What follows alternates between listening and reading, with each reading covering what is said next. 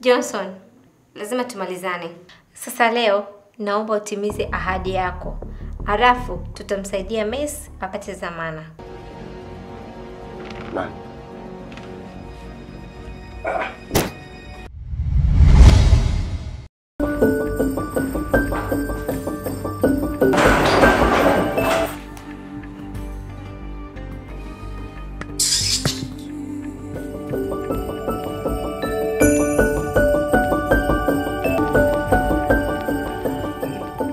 Nitakuwa nimekosea chumba brother.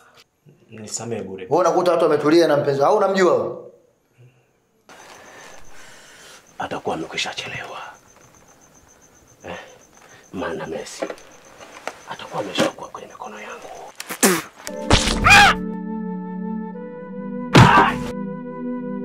Ina maana mpaka usiku wote bado mnakunywa pombe? Hivi kesho kazini kunaendeka kweli? Ndio tulikuwa tunamalizia twende tukalale. Naona unapoteza vigezo. Lazima nikwambie ukweli. Unahatarisha maisha yetu kwa bichi moja tu. Kitendo cha kumteka Messi na kumleta Ikulu. Ukufanya poa. Mimi nakuchana mwanangu.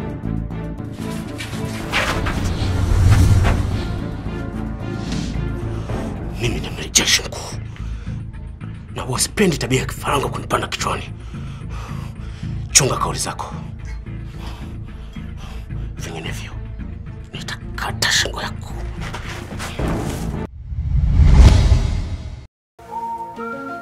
Isabel, will you marry me?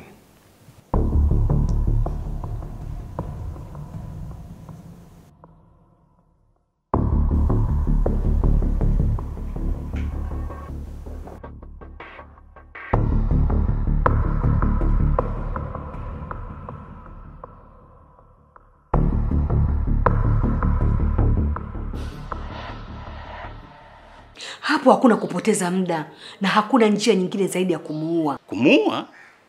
Yaani mimi niko tayari kwa lolote lile. Okay, nimekuelewa. Unanilaumu bure Robi, mimi sihusiki na chochote. Johnson, acha kuendelea kujifanya mwema kwangu.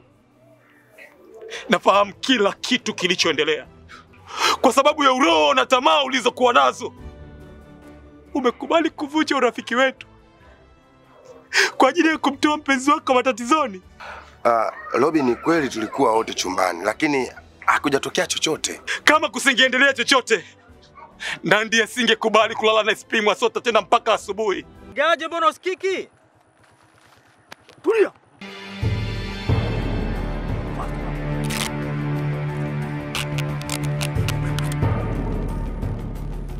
Tulia.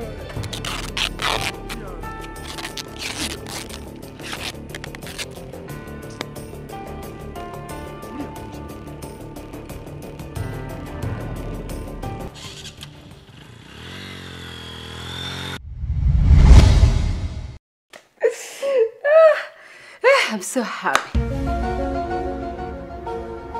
Hivi unafikiri kwamba mimi nina furaha kama ulikuwa na wewe? Kumekucha.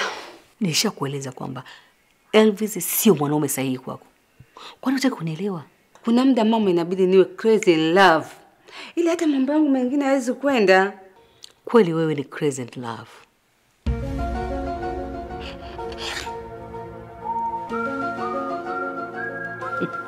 Kumbe kuna shule si kuelimika eh? Isabella, umekuwa mjinga kiasi hiki. Unashindwa kutumia elimu yako kupambanua mambo. You know what ma? You are selfish. Wacha nikupatie muda. Mpaka asubuhi uwe umenipatia jibu.